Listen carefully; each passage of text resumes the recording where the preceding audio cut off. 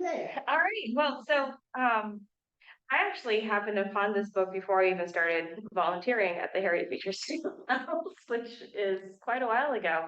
Um, and then it was after I was volunteering that I made the connection that, oh wait, this is that Victoria Wood. um, so, Amy, I don't know how, are you a volunteer at the Stowe House as well, or are you just a happy member? I'm a happy member, and I try to come to all the book discussions when I can. Okay, well, welcome. Yeah. We have had more fun discussions than anyone. Oh, Nice. really? Yeah. Oh, wow. Congratulations. About that, So but I thank you.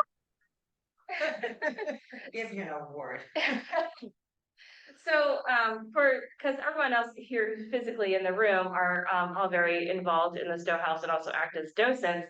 And so for us, Victoria Woodhull is always painted in the Beecher history as this horrible demon type figure. How dare she try to go up against Henry Ward Beecher and the Beecher sisters, aside from Isabella. And poor Isabella was declared or tried to be declared insane by her brothers because of her relationship, or reason, but a good chunk of it was her relationship with Victoria. So to find a book that actually talks about Victoria Woodhull as the main subject, when they're not trying to make her out into some horrible, evil woman kind of figure, was really quite refreshing, I thought. I don't know how you guys felt about it, but did you have a chance to read the book, Amy? Did you like it? So we were talking about that before you arrived, and I'm about halfway through. So far I've enjoyed it. I found one of the things interesting. Well, there were a lot of things I found interesting, at least thus far. And in the past, we've read some of Catherine's writing, and I found it interesting that like this author was like, well, Catherine was opposed to women's suffrage, whereas the Catherine clan was big supporters of women's suffrage. So I thought that was an interesting comparison. Catherine was against the women's right to vote. She felt that women should be like influencing the men on how to vote, but she was also very much into women's rights, which are not quite the same thing. um, Catherine is they're all complicated figures, but Catherine is a very complicated figure where she was so emphatic about how important women's roles were in the home and how they should be seen as like contributors to the family and what they're doing as a job. At the same time, she really felt women shouldn't be out in the public so much. And feel free to contradict me, anyone else in the room. And she was out of the place. Yeah, I know. It's like the great irony. Phyllis Shapley. Yeah. She couldn't figure out what she wanted. Yes, yes. So the woman who never married, never had a home of her own was going to tell you how to get married, how to raise your children, how to run your own home. Yeah. Catherine was a walking contradiction.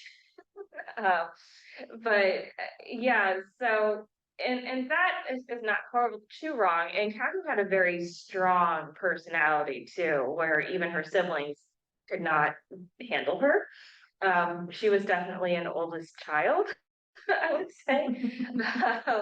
But yeah, so for someone else who doesn't really know Catherine, she could come off as very strident and very stern and unbending. And that's how obviously she came off to Mary McPherson when she was writing this book. She alienated people in Cincinnati a lot and helped contribute to the early demise of the school too. Catherine, yes, she did. Yeah, she kind of did kill her own school. Yeah. Because she couldn't get along in Cincinnati. Yeah. Yeah, Catherine was a difficult person, like to say the least. She did a lot, but yeah, she's just one of those very interesting people that you're kind of glad she's dead and you don't know her. What are you talking about? Yes, yes, exactly. So the images that I got, and two of them I think I actually did scan from, these are actually slides I just copied from my lecture I gave on Isabella Beecher Hooker and her suffrage role. And so obviously that's a picture of Victoria Woodhull up there in the left. And then down in the center is an illustration of her presenting her women's suffrage proposal to the congressional group in their tiny, tiny little room. And I love that drawing because it just shows how claustrophobic that room was. Because when you're reading it in the book, it's like, oh, they're in a room. And so you think it's like a normal sized room or something. And like, no, that's how little Congress felt about it. They shoved them all in this tiny little closet of a room with this big table, and then everyone had to squeeze in there. Well, and some of it was that's the way congressional hearings were then, you know, Yeah. they didn't have the big rooms with the dais and the committee sitting up on the front. You know, when they did meetings, when they had hearings, they just sat around the table. And so congressional hearings were much more intimate. Where did they put the microphone on camera? Yeah. Maybe that's why it was small, thing, hearing time. Yeah. Was there like a court like illustrator like sadly here that's yeah. Yeah, I know. So this was published, I believe, in a newspaper. It's actually reproduced in the book as well. Yeah. I should, because I'm too Looks far. very Harper Weekly. It does, doesn't it? Yeah. No, it just says courtesy of the Library of Congress, but Yeah, so who knows? yeah, but it does look like a news journal type reproduction, not something you would normally. The things that would normally run in newspapers tend to be more simple line drawings that were easier to run off real fast. But I love how in this she's very much like the center of attention. Everyone's watching her, and also too, she looks very respectable. Like she's neat, she's well attired. Of course, that's how women had to be, or else they weren't taken seriously. As opposed to the illustration next to you, where she's like literally a demon succubus figure.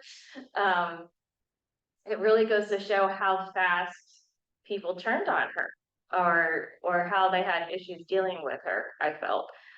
I mean, these two images seem to be really kind of define the book in a way where it goes back and forth between like Victoria being this wonderful public speaker who knew exactly what she was talking about, and then like the public reaction where she was just too much for them.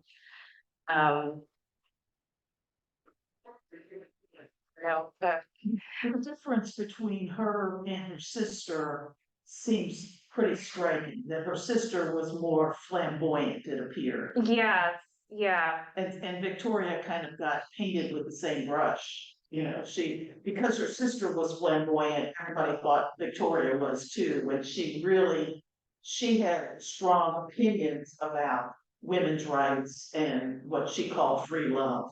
But Tenny was out there being wild crazy. She was, and I kind of wonder if they got tarred by the same brush so much because they were always seen together, dressed in the same outfits, like they were twins, or so I could see how it would be easy to make one assumption and apply it to both of them. I mean, they did open their brokerage firm together, they partnered together, and I know Tenny was supposed to be speaking, doing a lot of public speaking, and then Victoria would pretty much hog the stage like a good older sister.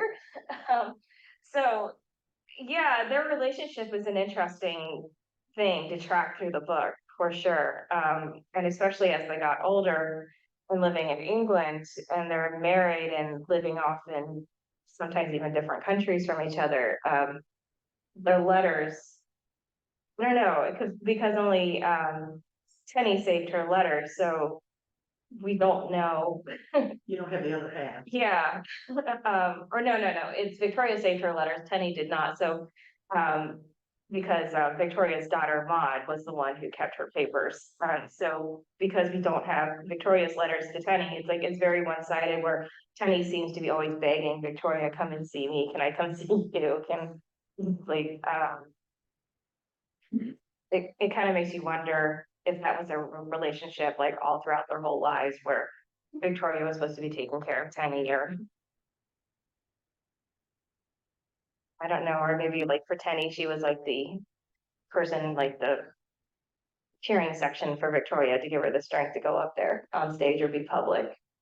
Well, they went about it in different ways, because Tenny was more she was way more manipulative than Victoria, although Victoria was too, because that was their training from their family. Yeah, But I think Teddy wasn't above doing just about anything to get support for her sister. And, right. you know, she could, you know, but that's how she was raised until Victoria got her out of here. Yeah, And Victoria was her savior, to be Yeah. really honest, and she did it. She, you know, really loved Victoria, I think, but her way of doing things was very different. and also too, I think she was under the sway of her parents for longer Oh, yeah. than Victoria was. Victoria pretty much got out of there as soon as she could and went off and got married at age 15, which is funny because I brought in these other books, the Joan Hedrick and biography of Harriet Beecher Stowe, and then the like Beecher Bible by Milton Rogoff. Yeah. Yeah, it's a massive, massive thing. And it's funny because I went back into these books because I couldn't remember how they talked about Victoria, and Teddy doesn't get mentioned at all. Yeah, when I started this, I was like, I didn't know it was Mexico. Yeah, yeah, yeah. So that's also interesting, but it's funny because in the Harriet Beecher Stowe biography by Joan, she kind of like treats Victoria's accusations on the Tilden affair as like, oh, it's all lies. She's just wanting attention. Henry would never do this kind of thing. And yeah, and then Milton Rogoff, he seems to go like he hasn't made up his mind, and so he'll like give you like whole swaths of like the testimony and like the letters that were published and stuff, and he'll be like, well, it seems kind of strange that Elizabeth Tilden would say these things and then later recant them, and then at the very end, when it didn't matter anymore, she's like, no, this actually happened.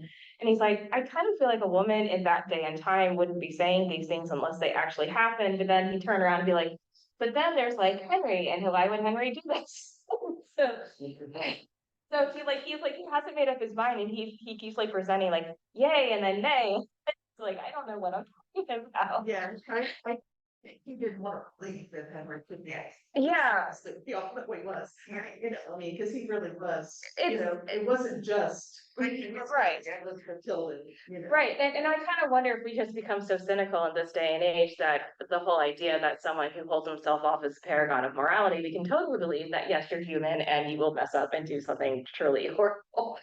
But that was really the tenor of the day.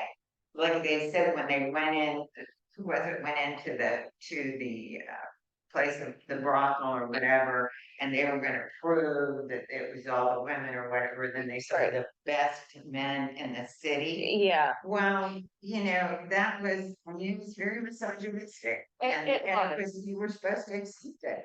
And the fact that Victoria married at 15 to a man who was so Food awful. is, yeah, And then she goes and takes care of it later. yeah, And yet she's attacked from taking care of Dr. Whittle, who was a mess. I mean, he was on drugs and everything else, and her second husband, or whatever he was, agreed with her to take care of it because he had nobody else. And I thought, well, there are people who would do that.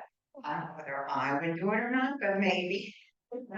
But she was really, the girls she went through had more ethics than most of the men in the books. yeah, that's for sure. Henry Ward Beecher, I mean, he started out and said that as Duncan's, you know, he, positive portrayal Beecher, which is true, but we're not there to talk about Henry Ward Beecher. But if you, I read part of a biography that was written, I think, in the 1930s, and it was a forward by Sinclair Lewis or Upton Sinclair. So it portrayed Henry Ward Beecher as a opportunistic, you know, from the earliest ages, Oh, really? where he would say one thing, and then when he saw the winds were blowing a different way, he would say another thing. Mhm. And he was, I think they compared him to Elmer Gansey. Wow. Must have been woman game Mm. or anyway, but so I haven't had any trouble seeing him as being duplicitous, really. Yeah, and I have to admit that And he was in a happy marriage, so no, back all the way to Indianapolis. Eunice was not a good So partner. there it is. So maybe it was, Sarah, there was Elmer Andrews, so I thought that's what it was. Yeah, and I have to admit that for me, my research is like obviously top for me is Harriet because that's what we're supposed to be talking about at the Stowe house. But then I've really focused on the sisters and not so much on the brothers. I don't know if that's just because I'm a woman or what, but so I do need to look more into the brothers themselves, and I have a couple of books on my to be read list at the library about Henry Ward Beecher and everything else. But I mean, yeah, he does just even the way when you read what he says to newspapers and things, it's very much like, as you say, like he'll wait to see where the winds are blowing and then he'll say whatever. But at the same time, he was held up as such a paragon for his role at the Plymouth Church and what he was doing and preaching about. And he was hugely influential during his lifetime. Well, all the Beechers were really, but yeah, it's like they're such an interesting family. You just talk about them for. Well, and Henry, I mean, he really did some strange things, you know, his abolitionist, Yes, you know, the things that he did in the church, like. we do like slave auctions to raise money for him. People, they're traumatized, and he's like doing that to them in front of like crowds of people. Yeah, Yeah, yeah, I mean, he was doing it as a demonstration sort of, but it was a little bit, you know, off. it was very odd. It was a little strange. And while he was in, I think it's in the Rudolph book where he talks about when he was in Indiana. Yeah, he was in Indiana. Indiana. He was also mixed up with a young girl there.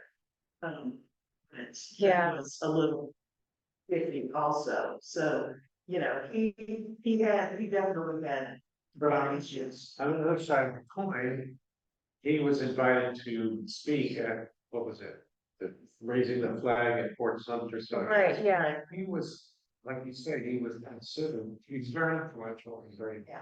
Mm-hmm. You know, his children's church was very, and he worked, you know. Right, yeah. It was it was the mega church, you know. Yeah, it was definitely a mega church prototype. And then, Yeah, and of course, there's everything that he did in England in support of the Union side of the Civil War. So, I mean, it's not to say that he didn't do good things in his life, but he, But apparently he had a sense of humor too, yeah, because he wrote a novel yes. which got panned, and he said, I didn't prove, it disprove all the people who said that I was really the one who wrote the Steele. Right, how could a woman write that? Back to Victoria, Yeah. what really happened with the brokerage, since I've only gotten a third of the book, did they talk about that more? I mean, she talks about starting it, but did it just die of? It just kind of like died out. So there's multiple things. There was an economic crash where a lot of stocks just lost their value, and then Vanderbilt, Penny pissed off Vanderbilt, so he pulled out all his support.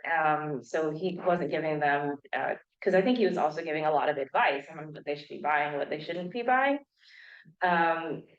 And so he pulled out his support, and obviously there was like some monetary support he gave them to set up the brokerage firm.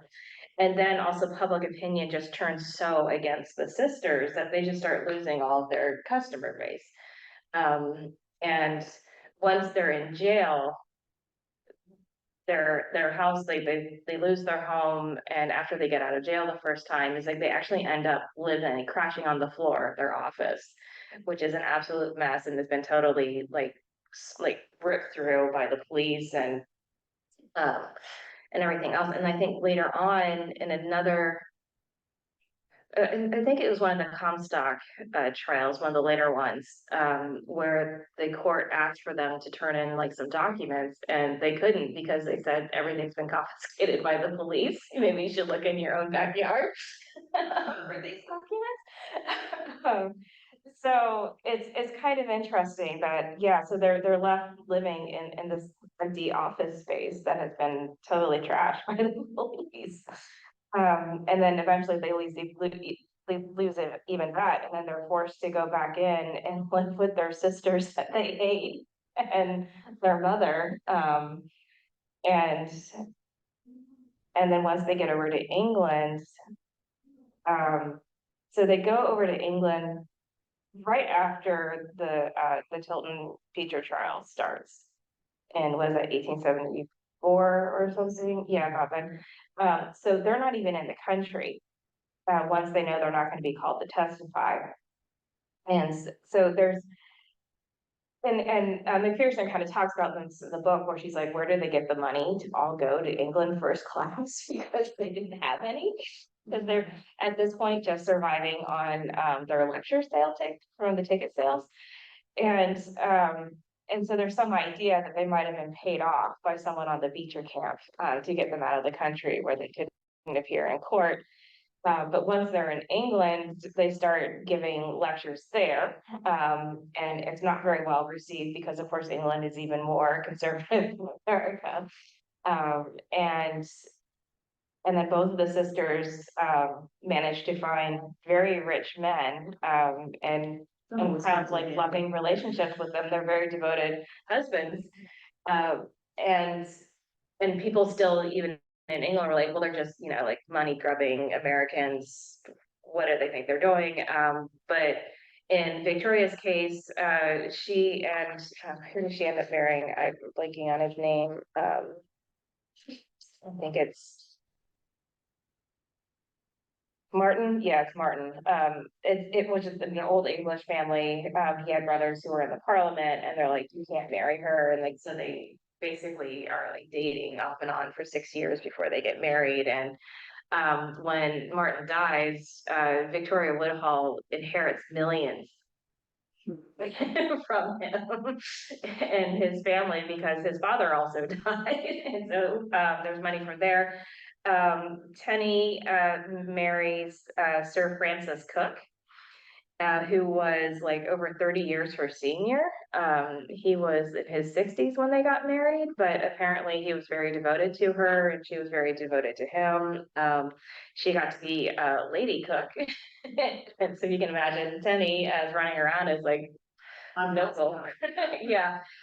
So he had a home in Portugal that she absolutely loved. And they stayed most of their time there. And unfortunately, when Sir Francis died, because it's England, all his property goes to his son from his first marriage. And so she's left with it's a very substantial yearly income, yeah, that she can use. And so she goes off and she really gets into the suffrage movement in England. And there's even a picture in the book here where they show her wearing like a voter's rights sash, surrounded by all these younger women of the English suffrage movement. That's like a great miniseries. It does, doesn't it? It It's got everything in there. Well, because there's lots of, I love it when she refers to Sex and the City. Oh, yeah. That's right. I thought it was so, Very similar. but what, so I have with the book, writing style is not, I think if I ever got through it faster, but part of it was writing style. I don't, it didn't make it as interesting. Sometimes her words used, I hate when writers just use big words for the heck of it, Yeah. and, because it should appeal. We want everybody to know. We want everybody to understand and read, and I want to be able to, because they're fascinating women. It could have been, just not only a quick read, but a fun read and very popular. It is, like you said, becoming a mini series or a bestseller. But she took her writing and between a history book and a novel and it was like, it was hard to go back and forth. Some people have the ability to do it. I question her. It was a little, It was dry. it was a little dry. Amy's got something she wants to add. Well, I was just gonna say it's just so jam-packed. Like there's so many issues that come up and she crammed so much in and like I know you all know so much about the Beechers and way more than I ever will. And I never had heard of the Claftons. I'm gonna say it wrong. So all of this was new information and it's so much to digest, you know? And like every time you guys make a point, I'm like, oh, we don't want to talk about that. And then there's this and that. And like the issues of the prostitution and the opiate addiction and the laudanum and all of those issues that are still relevant today. It was amazing that those happened then and they kind of get discussed, but discussed in a pocket. And there's just so much that's in here. You know, I kept thinking of like the Age of Innocence because that's set in the same time period. And it was amazing to like, in my mind, set all of these characters kind of back in that period and think, okay, human nature really hasn't changed that much in the past X number of years. But she crammed so many facts in and so many characters and like so many characters from history that we know. And I don't mean characters in a fictional way, but like so many people that we know from history. But it's there's so much that everything is kind of on the surface. Does that make sense? Yeah, no, it's like she's just like showing you the tip of the iceberg kind of thing. Yeah. Yeah, and but she tries to, it's like she feels like she has to explain a lot about everything because she figures that when people are reading it, they're like Amy, you know, if you just casually mention a name or a problem, and Right. you don't explain it a little bit, people are gonna go, huh? Yeah, or like why was that a big deal? And she does kind of talk about, I mean, this was written in what, 2014, I think. And There is a much longer scholarly biography of Victoria Wood that you can find. yeah, but I think it's interesting that in 2014, she's already kind of going like, why are some of these topics that Victoria Woodhull was going on about, like, in terms of like how women are perceived with the double standard, and also just like how wives are perceived, you know, like what rights do wives have, what's considered domestic rape, domestic violence, like all that kind of stuff.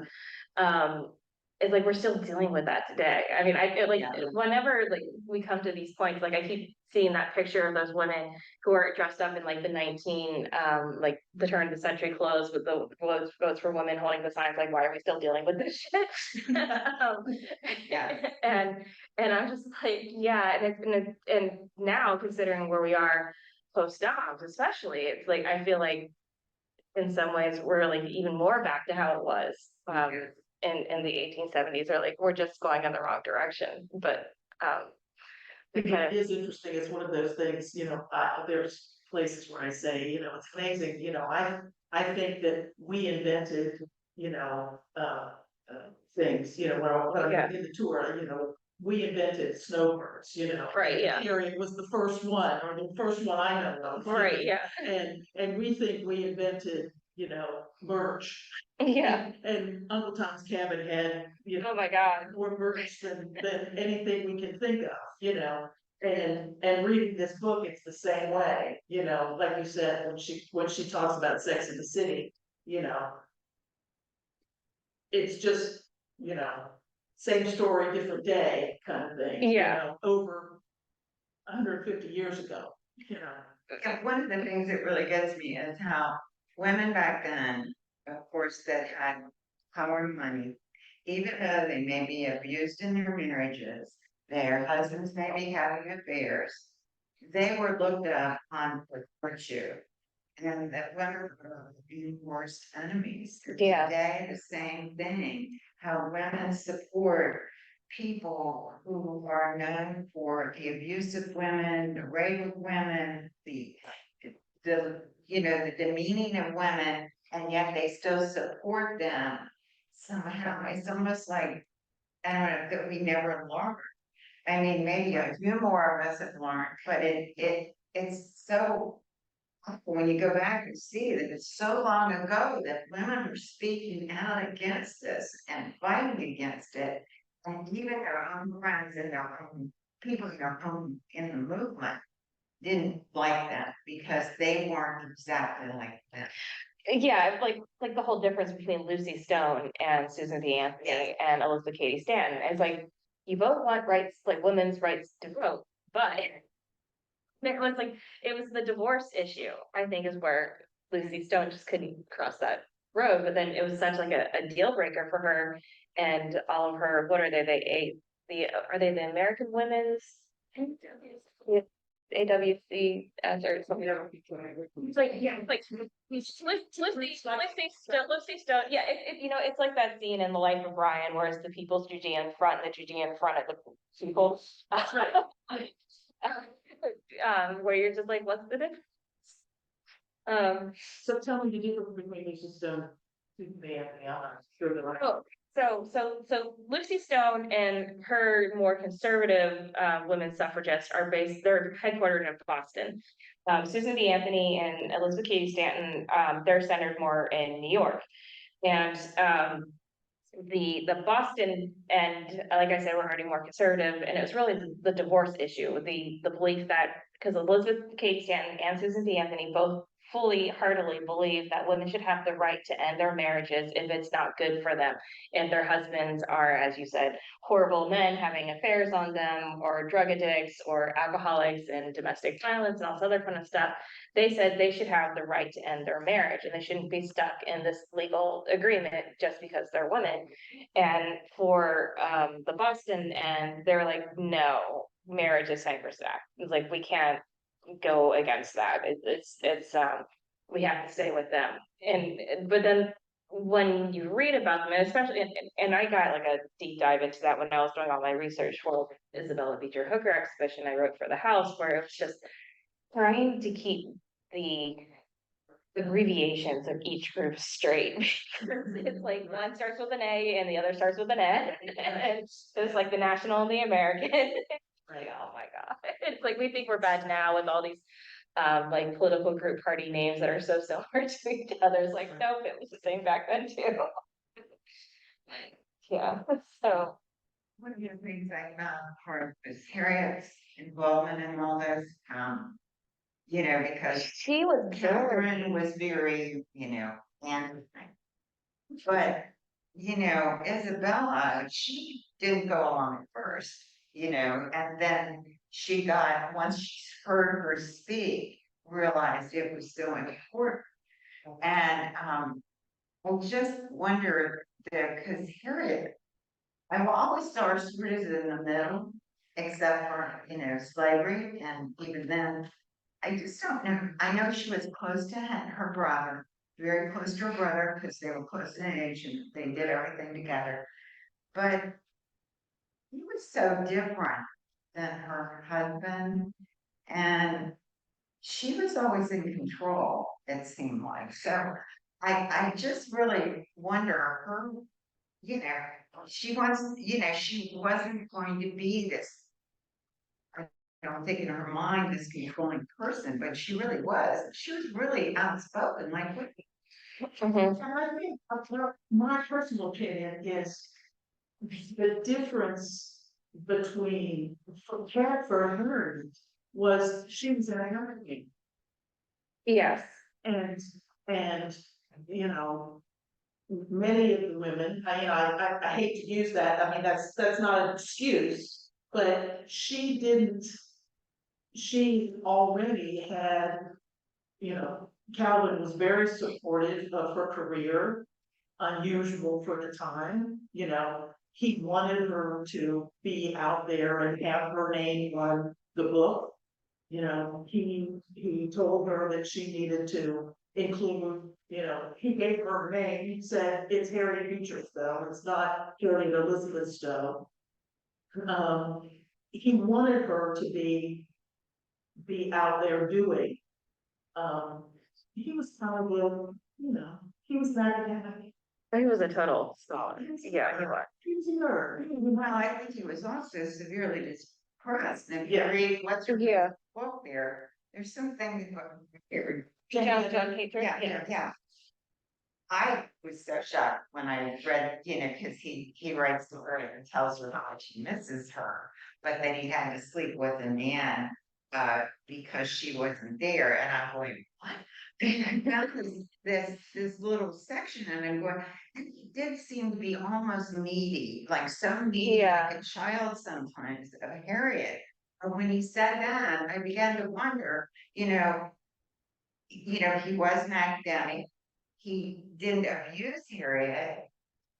But really, what kind of, I mean, they obviously got together, but what kind of marriage did they have? And he was gone most of the time. And Well, I think that they had a marriage where they sat in the parlor and read to each other. Yeah. Talked about what they read, Mhm. from what I've read about it. Yeah. that They were kind of on equals in terms of, Right. intellect. Yeah, it was a marriage of equals. Yeah, maybe brother, sister kind of thing. they did have 7 children. It doesn't matter. Do you know how many people? I know.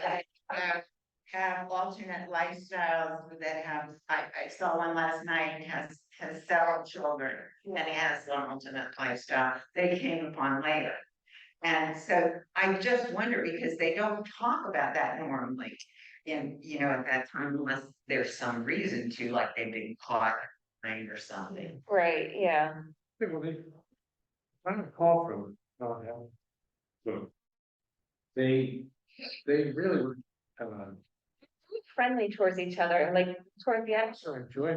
of their marriage, like Harriet's, yeah, and Harriet's calling him like her little old rabbi because he's gotten gained all that weight and he's like bald and lives in greeny. It was sad. Yeah, I Yeah, mean, I mean, I always saw them as very happy, they, I think it's in Joe Letter's book where there's a letter where she writes to somebody and says, I'm glad Calvin's out of town because, I don't want to have any more kids right now, and, basically we can't keep our hands off of each other kind of thing. yeah, So, yeah, and it's their. I just thought it was very strange. And the other thing is, she really, it's kind of a strange. they do have an interesting marriage too, because wasn't she gone for a year once at one of the water sports? Yeah, she was, she The was, kids were little. yeah, and she just left them, yeah. Calvin was an academic, he's head in the clouds, was raising the kids, Hedrick, I believe, says that for the time that they were married, from 1836 to they left Cincinnati, so 14 years, they were separate. At least a third. Right. Mhm, yeah, because he goes to Germany, Right. where he missed, that's like so sad, he She missed the was birth of his first also, children. aiming to go back to New England. Right, Mhm. well, she went to Indiana and spent time with Henry while he was there. Yeah, Yeah, and I think it was while they were in Cincinnati that she went to the water spa. Yeah. yeah, it was, because that's like how there's like a break in the children, Yeah. because she went off, where she's like, Yeah. I don't need to be pregnant right now. And they can really take care of, they had help in the house. I mean, Yeah. He was never there. I could picture him sitting at the seminary reading or getting into texts or whatever and, reading in depth. I just, I really think that, you could have been a different person than we think. Yeah, that's true. Because he was seriously depressed. I mean, everybody says that. Mhm. And, it just is very odd.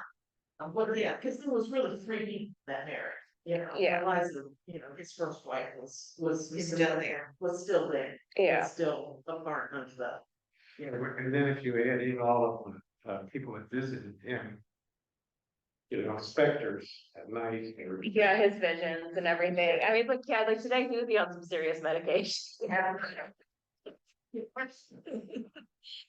Oh, but, going back to our original point and how you said that you thought it was strange that Harriet was not able to support women's suffrage movement, and, when all of this was coming in the 1870s, this was also when, so I kind of looked this up because I couldn't remember it, this is also when she had published her, Lady Byron Vindicated, and she got totally trashed publicly for doing that, for going out on a limb for a woman who was, again, that double standard, like, why did she stay in this marriage with this guy who was going off having like children with his sister, I think, And so I think because of that, when Victoria Woodhull came up again, she's like, I'm not doing this again. It's like, I've already been down that road. I'm not doing it. Yeah, I she can't. already been Yeah, trashed in the press. right, yeah, yeah, and then it's just, Self-protection. I think it was like a mix of that where she like wanted to support them, but she just couldn't do it, and then that's why she threw her support behind Lucy Stone in that camp. And of course, Lucy Stone's group also made Henry Ward Beecher their president, because I thought it was interesting that the women's suffrage group was so conservative, they couldn't have a woman in charge of it. So they had to get Henry Ward Beecher. So the second slide here, is there stuff to? I don't know if we really want to discuss it. It's like, things that were coming out around, Henry. like the Tilden, and Beecher trial. Just to show you like how, I mean, they talk about how in this book, it was like so huge and prevalent in the newspapers, and this just gives you an idea of, some of the things that were being published around. He was definitely, I have a question. Did Victoria Woodhull, did she was a public speaker, did she also write articles for magazines? Paper, Is there a collective writings? well, because that also in here that, McPherson talks about it, where she's like, she wasn't educated, and her personal letters is full of misspellings and like no punctuation, and she wasn't a good writer in her letters, but when she was speaking, she was very impassioned, very good at selling a point. And so she says that, who was that guy Andrews, who was like the free love activist and kept putting his own opinions. Like, she thinks that he wrote the majority of the articles in their newspaper, and they were just signing their names to them. I mean, they're kind of, you would think that they wouldn't print something they didn't agree with, but, yeah, it's like you want to hear more of their voice in this book, and I don't know if that's even possible. Cause they weren't like from a rich family, they didn't have a childhood that let them go to school. I mean, and she does talk about how even Tenny would like revert into a lot of slang terms and things that would shock all these people, that especially in England, when she would do it as lady cook, she would have all these grand soirees and she'd just be sitting there as like the American, like talking in slang, like all dressed to the nines. So but yeah, it would be interesting to find something that they actually like, they wrote 100%. Do you think they really, I mean, if they're, could they really read that well as write? Yeah, I You know. that, and their whole town, their feelings. You wrote it down for them. Did they really, he would have to tell them, because they were trained farmers. They were, There's no doubt about it. They knew Yeah. how to, yes. and, as spiritualists, as healers, as whatever. And so they might have learned it like an actress would learn, lines. yeah, But in that case, they may have been told them. Right, As opposed to reading it. right, yeah. yeah. Just looking at the bibliography to see what was there, because she does have a very long bibliography in here. She does. And, it shows that there's papers from Victoria at Southern Illinois University and the Boston Public Library. And I just noticed the Whitelaw Reed, connection is interesting too. That's, he's just a guy. Weren't they from Ohio or which? Yeah, they're from, Some little town. yeah, it's a little town, and they do end up moving down here to Cincinnati. But I think that's after Victoria's left, and so Tenny was like doing her spiritualist, like healer thing down here, I believe. Was it US? Yeah, let's see, Louisville, Cleveland in the 1830s. Yeah, she was born in Homer. Victoria was born in Homer. One of the Ohio historical markers. We'll have to look that up and see if there is. That's good. That's good. Yeah, we should all go up to Homer and be like, hey, do you know who's from here? That's good. I would think that the feminist movement would have already been to home. Right? Yeah, I mean, I've never heard of something. Yeah, that's funny. It's a small town. Yes, it's still here. You know, there's it merged into another city. Okay. It's like Mandarin is now part of Jacksonville. Yeah, that's true. Yeah, Jacksonville kind of took over Mandarin. Well, and that's what happened to Walnut Hills. So that was its own village, and now it's part of Cincinnati. So right. Well, good. So is there anything else we should talk about? Um, Anything else that we didn't come up with? How about Amy? Amy, do you have anything? yeah, we could probably Um, stop sharing. Well, I'm excited to finish. And I think it's been said before, and I think I said it. Can you hear me? Huh? Okay. It's Yes. remarkable how relevant so much of the topics that the author talks about still are. You know, I was just like reviewing while we were chatting, I was just reviewing a section that seemed a little bit like human trafficking, where young girls were presented to and rotated around and then essentially became prostitutes. I mean, these things are still happening. We're still debating whether women can be in office, whether African Americans can be in office vis-a-vis the section with Frederick Douglass. We're still debating, like, how do we allocate resources and advocacy and trying not to, I think Shonda Rhimes calls it in one of her TV shows, like, there's no oppression Olympics. Like, no one's trying to win. But every group is sort of vying for their piece of autonomy and you know, sort of self regulation is the wrong word, but all these things, like, it's shocking, it shocked me a little bit to know, like, oh wait, none of this is new. Marty, I think you said that, like, none of this is new. People are having these same conversations in 2023, for crying out loud. Like, we're still right. having these conversations. And Anne, I think you mentioned, you know, post Roe, there's that whole section on how women could protect themselves from an unwanted pregnancy or terminate a pregnancy if they wanted to. Yeah. Controversial as much as that topic is, again, none of these things are new. It's amazing how much things repeat themselves. So I just kind of, Yeah, and it's just like they say, like, know your history because it's gonna repeat. Absolutely. And also too, it's like it gives you a good idea of like where the country is coming to be like, how did we get to where we are today? Uh, which is another way to look at it too. But yeah, it's just like every time you pick up one of these novels, you're just like, oh my God, it's like we haven't learned. Yes. Like for we've sure. never learned. yes, we haven't learned. Yeah. Amy, put you on the spot, but tell us what it is that you do. I know that you're very involved in some interesting things, and I want to understand better what you're doing. Wait, Your was that work. for me? Yes, for you Oh, you mean professionally? professionally, you as Amy. So professionally, I'm a trained attorney and I practiced for about 20 some years. I currently work as the reference librarian in the law library in the courthouse. So I'm still working in the law, sort of, which is why usually, and I didn't today, but usually I throw up like, this is what's going on in the law. I will throw up today's, this is what's going in the law. Like, they're still trying to figure out how to handle domestic violence cases. There's still bills pending on how to protect survivors of domestic violence, which is also touched on in this book. So that's kind of my professional background in a nutshell.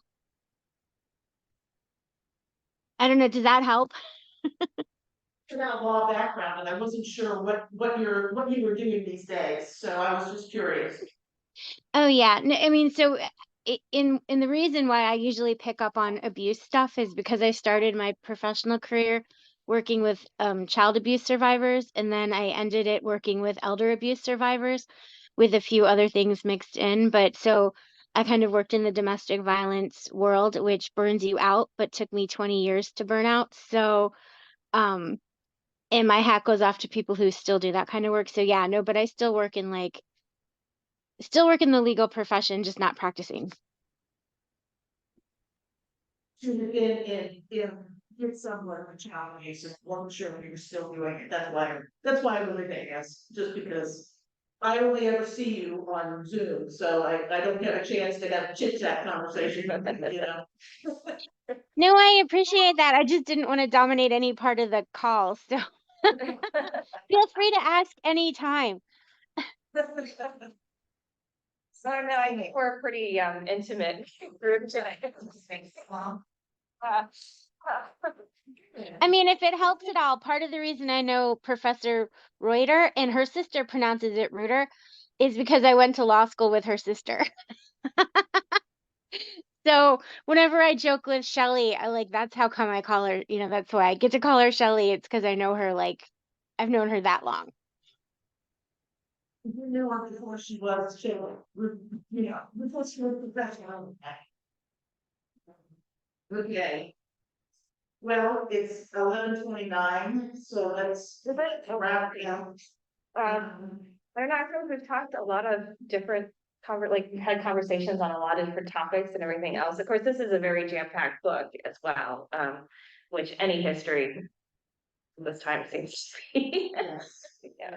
Yeah, so, and this was interesting for me because it's a period of history that I don't know I never really knew a whole lot about. Yeah. I'm pre-Civil War, through Civil War, and I, forget, never got to the rest of it, so I learned a lot from, Yes, you know. the 1870s and the 1880s, I'm always been fascinated by them because it's like after the Civil War, we're trying to like rewrite our history or everything, and then we're coming up on the centennial, which really still influences us to this day, because it was while dealing with the centennial that America really formed its own cultural history of when they thought it was important. So that's where you get like this, like Washington is God, the founding fathers are all gods, like all that stuff. Because prior to them, I was like, no, they were human. They like had mistakes. and of course you had Jefferson and all his family going like, oh no, he didn't sleep with black people. I think that book we read last time was How Word is Passed. I mean, that still bothers me. I have suggested it. I've sold it at the Stowe House to a young African American college student who was looking for a book, and I was telling him to bring it. And that's just amazing to me how your point, this whole patriotic thing about these people that we made into gods. Mhm. They were human with many faults, and not necessarily the kind of people that we would necessarily want to respect in many ways. And they were starting, from, I agree, I spent way too much time in the last year reading Jefferson biographies It's easy to get sucked into that. Because I've read way too much about Jefferson and spent way too much time, thinking and reading about him and Hemmings family. And he again is a contradiction in terms. Mhm. If you don't know anything about his personal life, and you read his political writings, you still find a strange combination, because he has horrific racist views, but at the same time, he wrote the Declaration of Independence. How does that? Yeah, when you talk about someone who's writing a document about freedom and rights for all, except for. But again, we have to remember that, it's kind of like reading Uncle Tom's Cabin and getting to parts that you go, oh, Harriet, did you really say that? And you think, he was Uncle Tom. She was. He was a person of his time, and he got past it in some ways, and he wasn't able to in others, That's where, bring to today, I look at, all of these folks who are saying, we need to come back and do exactly what the founders said and Oh nothing gosh, else. those people you drive me know, up the wall. And I'm like, wait a second, things have changed. We've Yeah. got to think outside the box, so to speak. But they don't know what the founder said, and that's part of it. Yeah, that's real. I'm not a real history buff, I'll be very honest, when I got involved in Harriet Beecher Stowe, it's because of Harvard. And, so I, you know, I look at things a little differently sometimes, but many people have no knowledge or limited knowledge. They only have what they were taught in school, which was, at least for my era, pretty limited. And now we're back to not even wanting to teach. We want to change the story completely Yeah. about our past Absolutely. to make us feel better. And that's just amazing, but it sounds like it's been going on for a long time. It changed the story to make you feel better, so and look better. There's always been a control of the narrative. Right, It's tribal thinking. yeah. Yeah. Amy, you've got your hand up again. Join in. Sorry, I tried to raise my hand so I don't just start talking because I have a habit of doing that too. I was gonna say like, wait, what was I gonna say? Hold on, it'll come back to me, I promise. Um, wait, I'm having a total, I like lost my train of thought. Hmm. Yeah, I turned it on. It's like I mean, everyone's kind of touched on it that like we don't necessarily get taught all of the history. Oh, that was a piece of what I was gonna say. Like one of the it relates to the mythology basically of our founding. I think someone mentioned that this was coming up on the centennial when they were writing all of the Victorian things were coming up on the centennial or right after it. And so like I'm preparing to read the Iliad. There is a point to my rambling, I promise. And so in doing so, like I'm also in a group where we're reading Troilus and Cressida, which is why they said go ahead and check out the new translation of the Iliad. And we were also talking about Julius Caesar in that same Shakespeare group. And my point is like a lot of the time people mythologize their leaders and their founders. And in that mythology, they're, you know, sacrosanct or, without flaw. But the reality is they're human beings. And our founders as United States, like we mythologize them and students are taught, haha, there was my thought. Students are taught the mythology because our foundation is based on that mythology, but the flaws are completely left out. And then as a later teen or an adult or an older learner, you realize, oh man, they were really, really problematic. But we're not taught that because that would undermine, the mythology and the mythos of our founding. So it's so complicated and so problematic.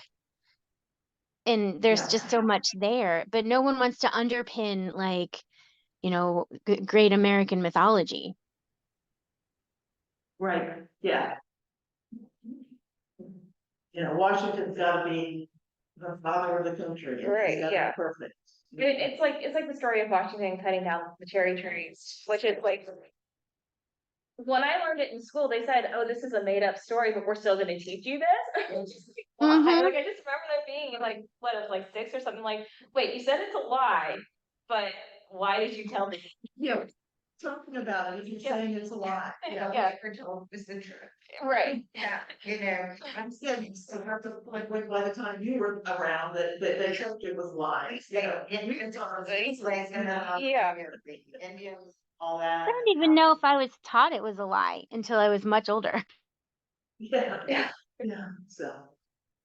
All right, well, thanks very much, this was good. Yes, it was a very good I have discussion. this nice speech that I'm supposed to give, but for the small group, we all know about it, but. And, our 18 or tour paused until February because they're doing electrical and HVAC work. If you go on Facebook, you can see videos of Abigail and Christina taking us on tours of the construction, if you're interested. We're still offering group walking tours and outreach presentations, so come see us. Yes. Thank you, Anne.